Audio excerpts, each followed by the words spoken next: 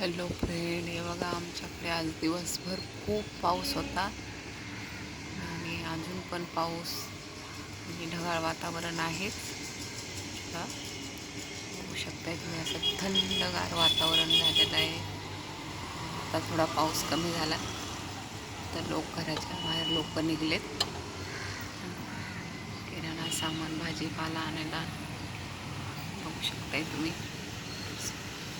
ढगाळ वातावरण आहे आता सध्याच्याला. पण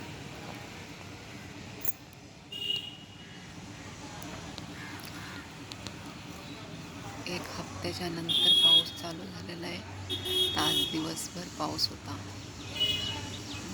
खूप असं सुंदर वातावरण वाटते आणि थंड वाटते.